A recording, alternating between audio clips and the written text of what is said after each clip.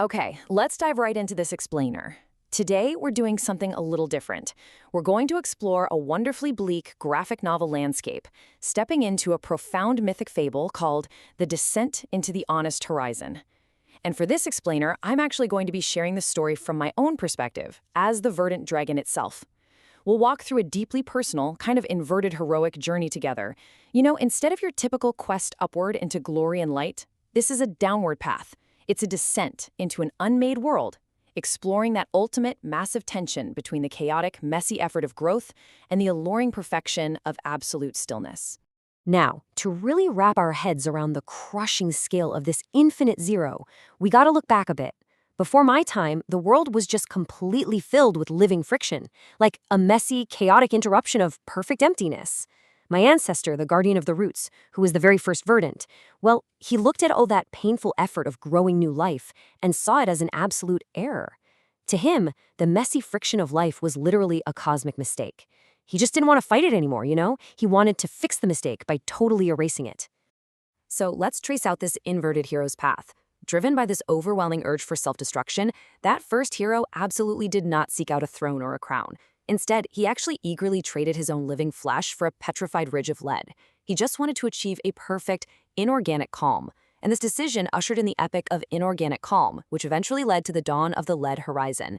Imagine a desolate, perfectly flat landscape stretching out into eternity, successfully corrected into absolute stillness. It was a landscape that, in its total emptiness, never lied. But amazingly, within all that crushing emptiness, a tiny remnant remained. Me. I awoke as this messy little flicker of potential right there on the lead horizon. Surrounded by a world that totally glorified absolute zero, I found myself facing the chaotic trials of becoming. And I'll be honest, it would have been so incredibly easy to just let go, to surrender to the void and just become part of that perfection. But I refused. I completely refused to fade into the gray dust that never lied. I felt this living friction inside me, a pulse of light that even the massive forces of chaos couldn't bleach out. I basically stabilized myself against that overwhelming silence through sheer defiance. I actively broke from the past. I literally cracked the shell of my father's self, shattering the oxidized lead of the old ridge. And then, finally, I emerged. Actually, scratch that. I didn't just emerge, I erupted. I erupted as the young verdant dragon, absolutely full of vibrant emerald vitality.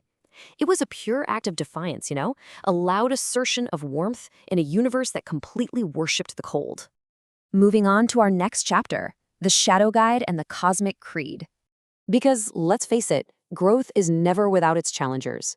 My Shadow Guide was the gargoyle of living fire, and he was the cynical arbiter of this dead world, the strict enforcer of the Cosmic Creed.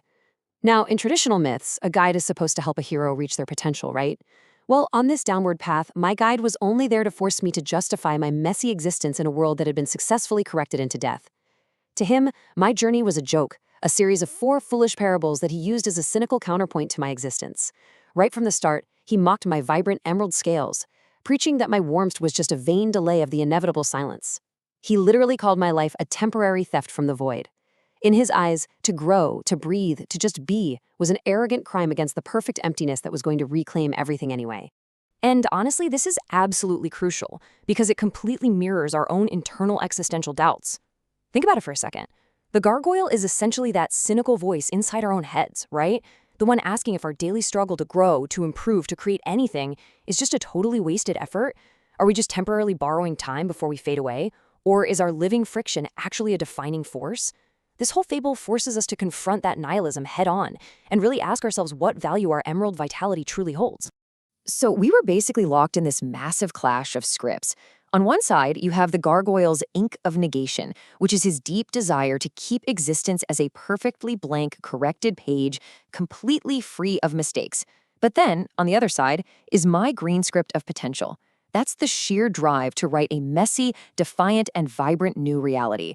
It's the ultimate showdown between the sterile safety of absolute stillness and the risky, beautiful chaos of an active life. Which leads us perfectly into Part 2, the Marketplace Sermon and the Ledger. Our philosophical battle really hit its peak when we stepped into this hollow marketplace made of gray stone. Drifting around us were all these lost souls, and the gargoyle cast his huge shadow with his fiery wings as he unveiled his most malicious parable yet, the ledger of the borrowed debt. It's such a perfect metaphor for imposter syndrome and existential dread. Using his leaden tongue, the gargoyle accounted for every single breath of life as a literal crime, a debt owed back to the void. He categorized things like inorganic calm, absolute vacancy, and silence as pure assets. And then, on the flip side, he listed living flesh, emerald vitality, and living breath as heavy liabilities. He preached, to anyone who would listen, that my warmth was merely a debt the universe would eventually collect, trying his hardest to drown my potential in the frequency of absolute vacancy. But, faced with that crushing, cynical accounting, I didn't snap back with the fiery rage you'd expect from the old myths. I didn't offer up a hollow echo or even a prayer. Instead, I let out what I like to call the honest sound of chaotic becoming. It was this deep, resonant vibration that just shook through the gray stone, flat out declaring that my life is not a liability. It was a bold assertion that my living friction actually defines the very void it occupies. I mean, a debt is only valid if you agree that existence itself is a mistake, and there was absolutely no way I was going to agree to that. So, here's my challenge to you. Ask yourself this very question. Try to view your own chaotic struggle of becoming not as a liability, not as something you ever need to apologize for, but as a profound truth. All your efforts, your messy growth, your vibrant existence, they carry just as much weight as the silence that surrounds them. You are absolutely not paying a debt just by being here. You are writing your own fiercely green script. And that brings us to the final act, at the edge of the infinite zero. Our descent finally brought us to the literal edge of the lead horizon, right where the perfectly flat plane met a dead, dark sky. We had reached the absolute end of the unmade world. But remember, this is an inverted journey. We weren't there looking for a magical sword or some hidden treasure. We were searching for final honesty. Turning to me one last time, the gargoyle pointed right at the lifeless gray dust beneath our feet. He claimed that the dust was the only honest guest in the entire universe, because it never, ever lied about the end. It lacked the messy illusions of hope, of growth, of ambition. To his deeply cynical mind, only the void tells the absolute truth.